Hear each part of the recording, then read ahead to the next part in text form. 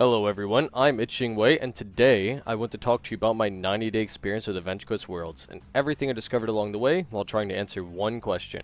What is actually keeping players here after all of these years? And maybe even more importantly, is the game still worth your time if you're a newer returning player in 2026 or later? What's funny is, the answer to that question changed constantly throughout this journey. Sometimes I loved the game, sometimes I felt completely lost, and at certain points I honestly didn't even know if I wanted to keep going myself. But before we get into all of that, what is AQWorlds? AQWorlds is a free-to-play, browser-based 2D MMO with real-time combat, weekly updates, and somehow after 18 years, the developers have never missed a single weekly release. And this game is absolutely insane. 1 minute you're fighting normal enemies, then suddenly it's dragons. Now all of a sudden you're descending into the underworld, and now you're back in heaven. Then monsters are made out of bacon, and honestly, I still don't even know what this thing is. Yeah, this game is wild. But let's step away from the chaos for a minute and get back to the beginning. Who am I, and why does my story matter? Truthfully, I'm nobody special. I'm just a tired dad that works hard, comes home exhausted, and tries to squeeze gaming into whatever free time life allows. And honestly, that's exactly why the story matters. Because I'm not some hardcore MMO grinder with unlimited free time. I'm just an average person, and that's probably who this game matters most to. Immediately, I had a decision to make. Do I continue on an old account, or do I start completely fresh? I chose to start over, and honestly, it was probably the best decision I could have made. Seeing the game through fresh eyes completely reshaped the experience for me. AQWorlds stopped feeling like just a game, and started feeling more like revisiting an old world I hadn't seen in years. And of course, I picked Warrior. To me, there's just nothing more satisfying than getting directly in an enemy's face with a giant piece of metal and refusing to back down until one of you loses. I've actually grown to appreciate the newer tutorial sections quite a bit. They don't hit the same nostalgia as the original prologue, but they genuinely do a great job introducing new players to the game. The monsters actually look intimidating. The quests properly teach you what you'll be doing as well. And unlike a lot of older MMOs, the game doesn't just throw you into chaos with zero explanation and a wall of text the size of a college essay. Also, the Dragon Balls here looks ridiculously cool. Like genuinely, there's no way I should be able to beat this thing right now, levels of cool. Then came the prologue, and instantly, memories started flooding back. I remember these areas feeling absolutely packed with players years ago, and back then, getting even your first random item drop felt incredible. Like you had just accomplished something nobody else had. Especially if you wandered left early on and grabbed the slime sword everyone used to obsess over. But nothing, and I mean nothing, compares to seeing this cutscene as a kid for the first time. These two warriors standing face to face like equals, only for this guy to show up and throw them around like ragdolls. And honestly, as cool as he is, you immediately hate him for interrupting what was clearly a duel between men. It also felt like one of the first genuinely serious cutscenes AQWorlds ever had. The tension actually felt real. Right after that, you choose who to side with, and obviously, I picked evil. Somebody had to avenge the poor guy we just watched get third-partied. Also, let's be honest, the evil armor sets are absurdly cool. After speaking with the newly crowned Empress Gravelyn, I was sent to collect her father's unlife insurance policy, whatever that is, which somehow resulted in me getting thrown into jail, fighting a sink in one of the most intense battles of my life, and beating up a living piggy bank for an absolutely obscene amount of gold, which of course, I didn't get to keep any of. Not long after that, I finally hit level 10, which was my goal for the day, before heading to work. Apparently it was Artix's goal for me too, without me even knowing. Congratulations on leveling up, your character has reached level 10 and is on the way to defeating all the Lords of Chaos in AQWorlds. Free to play thanks to upgrading players. AQWorlds is free to play. The team agreed that the entire main storyline should be completely free for all players to complete as we build it. If you enjoyed the game and want to help us create the weekly releases, you could support by purchasing a membership and becoming an AQW legend. Your account upgrades a ton of bonus features and content.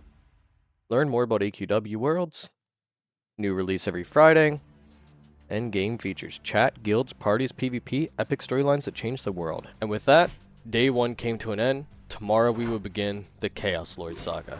I came back ready to start kicking some chaos butt, so naturally I jumped straight into the first Chaos Lord's domain and started cutting my way through enemies until suddenly, I looked up, and there was a giant 3-headed monster staring directly at me, and honestly, I expected to get destroyed. Instead, I somehow soloed him mercilessly, no matter how many heads kept growing back. The hype for the Chaos Lord reveal was building until this happened. And honestly, that was my first official welcome to MMO gaming again. But next up was Dragon Lord Vath. And this time, things were different, because for the first time, I died. Then I died again, and suddenly I realized, okay, this guy's actually strong. But what hit harder wasn't the boss itself, it was his silence. That nobody was around, nobody to ask for help, no other low-level players struggling beside me. So for the first time during this journey, I logged off feeling stuck. Since I couldn't progress, I decided to explore. So I made my way to Battle in Town for the first time. And there were people everywhere, but almost immediately, a weird feeling started sinking in. During my entire journey so far, I hadn't seen a single new player.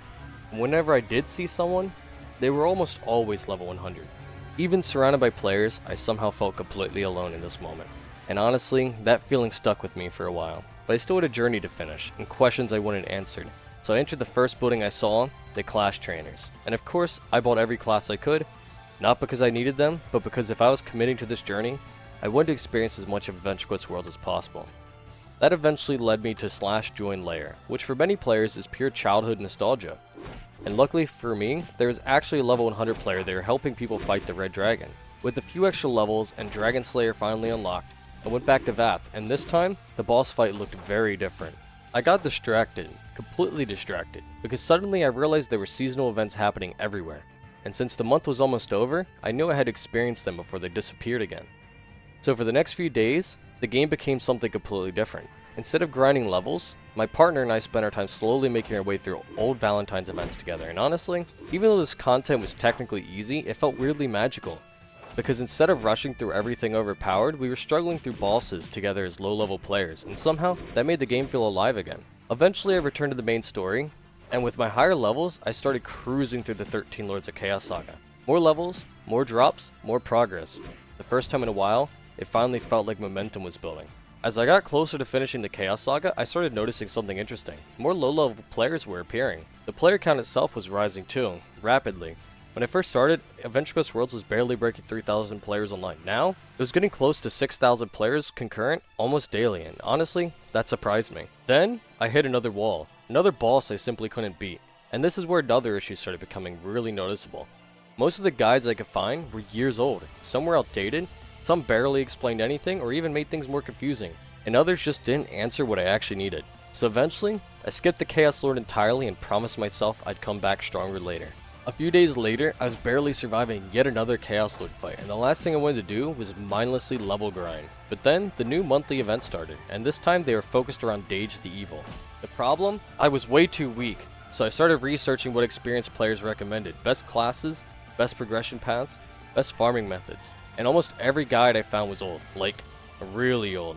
And because I personally prefer video guides over text guides, I started thinking, maybe I should make some myself, so people don't make the same mistakes I did. Not because I thought I was some expert, but because maybe another returning player out there was just as confused as I was, and if I could even help one of them, that would be amazing. A few days later, work let us out 4 hours early. It was Friday, a new Adventure Quest Worlds update had just dropped, and in impulse, I made my first video.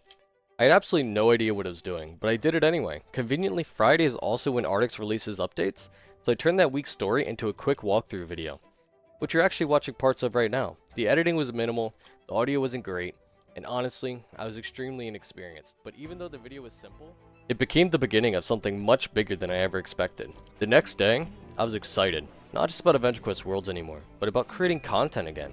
And I decided my second video wasn't going to be just another walkthrough. I wanted it to actually help people. So for the first time ever, I wrote a script. And honestly, it was miserable. The writing took hours, and once I finally finished, I sat down and recorded the entire thing, only to realize afterwards, my entire headset had completely broken. Most of the audio sounded scrambled beyond repair, a few random words survived. That was it. And honestly, I think that would have been the quitting point for a lot of people. But while I was at work, my wife somehow scraped together enough cash to get me a cheap replacement headset so I could try again. And the next day, I did. Looking back now, the editing feels incredibly basic, but at the time, I was genuinely proud of it. It took me hours to finish, so I uploaded it, and after several days, I barely got a couple dozen views. Less than 10 subscribers on my channel, hours of effort, and nobody saw it. Mission failed. Or at least that's what I thought. Despite all of that disappointment, I kept uploading. Midweek updates, random discoveries, anything I thought players might enjoy or find helpful. And honestly, even when the videos weren't performing, I still enjoyed making them. And that feeling mattered more than I realized at the time. A week later, the original video had climbed to around 35 views. My best performing upload had barely crossed 100. I uploaded another weekly walkthrough, and once again, the views were rough. But by this point, something had changed. Because now, I genuinely cared about building something helpful for this community, and that mattered more than numbers. Then suddenly, everything changed. One of the videos started exploding. Almost overnight, we were pulling close to 1,000 views a day for nearly a week.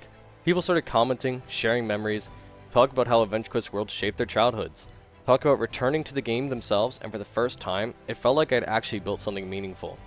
Not just videos, a community. And from that point forward, I doubled down completely. One thing you'll notice from here on is that almost everything I did in game eventually became a guide or a video. Realistically, that made everything take way longer. But if even one video helps another returning player enjoy the game more, then every hour of it was worth it. And trust me, the journey was only getting started. Over the next 2 months, things happened that I genuinely never thought were possible. I farmed items I never imagined I'd own as a child because of how insanely grind heavy they were. And somehow, I turned that experience into guides other players could use too. We covered everything. Merge shops, rare seasonal badges, Kickstarter updates, blacksmithing, forging, the blinding light of destiny, and eventually, true endgame content.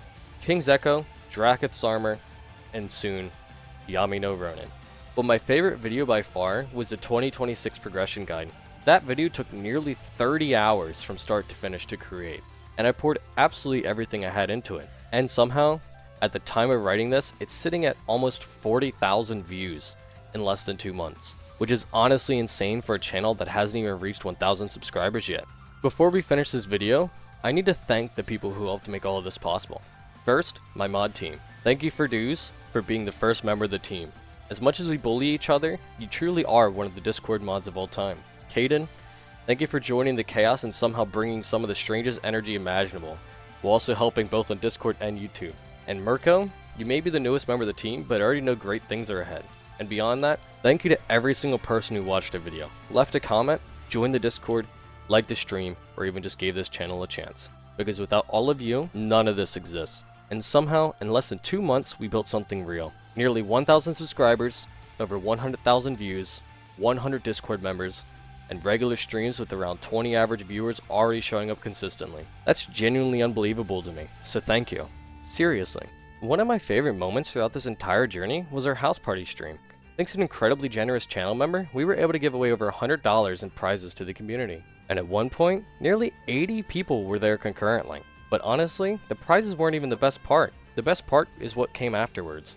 Because once the giveaways ended, the people who stayed weren't there for the rewards anymore. They stayed because they cared about the experience. People started sharing stories, talk about childhood memories, talk about where life had taken them. And listening to that made me realize something far more important. AQWorlds was never really just a game to the most of us. It was a memory, a chapter of childhood, a place we escaped to after school, a place we met people, a place we grew up, and somehow, even after all these years, people are still returning to it, or even giving it the first chance. Not just for nostalgia, but because they're searching for that feeling again.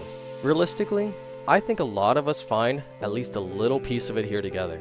Many of us started this journey as kids, now we're adults, parents, workers, people with responsibilities and exhausting schedules, and yet somehow, we still come back here from all over the world, from completely different walks of life, just to relive old memories, or create entirely new ones together, and honestly, I'm incredibly grateful to be a part of that. Thank you all for giving me your time. I know how valuable it is, and I truly hope I can continue helping, entertaining, and inspiring those of you who choose to stay part of this amazing community moving forward. One final thing before we end this video, I would like to share a couple of stories from the party. Alright, first and foremost, I've only been on the game for 3 months, and I reached my 3rd month literally only a few days ago. And I'm not an old player with nostalgia or anything, but I did start the game only because I had to do a discussion about older MMOs for my game dev apprenticeship. And I finished it, and now I'm going towards college. My dad, who was a fan artist for the game a long time ago, and the one who suggested it to me. And as Jing said, I'm also an artist, and I love fashion-focused games in general. And I honestly fell in love with a lot of the art and the set the game had. So I started progressing alone at first, and only got into a good guild at around mid-game-ish. And they've helped me progress so much, and they've taught me how to play, how to do all the content as much as possible. And now I finished all the Forge enhancements up to Ravenous. You advanced more in 3 months than I've done in 15 years. Well played. And I love this game so much because of how good the art is and how welcoming the community has been with me. So yes, thank you. That's it. So I first got into this game because I was a 9-year-old kid that didn't know any better and didn't have the money for games like World of Warcraft. I find that this game has an international community thanks to that. It's so fun how many peeps are from Brazil and they recognize me by my name alone, so that's very fun. Now what makes me stick around is the art style. It's so unique and something you don't get much of anymore, and especially the way it clashes between recent artwork and artwork that was drawn 15 years ago. It makes it like a time capsule of sorts. Anyways, it's a permanent piece of childhood I can still hang on to, and I feel very glad for it. Shout out to guildies, even if half of y'all are brats. So funnily enough, I've never played Adventure Quest Worlds, haha. I played a lot of Dragon Fable as a kid, but I saw videos on it recently, so I figured I'd try it. It's very fun, but the grind is very rough. So yeah, I'm currently grinding Blinding Light of Destiny so I can get other stuff. Can't wait to raid. It's been a blast. So originally I played Adventure Quest. After a while, I even tried playing Dragon Fable. Then I moved on to this game, which I recently got back into. It's been amazing. I hope to continue to make new friends and learn how to be a better player. I used to play this game at my local library, funny enough, and now I get to play it at the comfort of my own home. So yeah, I love y'all and hope to adventure together. The end. So, my story begins at lunch break at school. A few kids were playing it on the computer, and I just so happened to watch them play Adventure Quest. That's when I tried it at home, but back then you would have to connect to the internet, which made weird noises. Kids don't know what this is. Then I played Dragon Fable, even stole my mom's credit card to get the amulet. And when Adventure Quest Worlds released, I played till I finished all the content at the time. I think I stopped around when the level cap was level 50, but made a new account because I couldn't remember the password to that one. I made this one in 2023 and played on and off ever since. Thank you guys so much for watching this video. If you guys found this entertaining at all, make sure you guys leave a like, comment, subscribe, or even consider becoming a member in the description below. This video was an emotional roller coaster to write, and script, and edit, so hopefully you guys enjoyed it as much as I did. Battle on everyone, and good luck.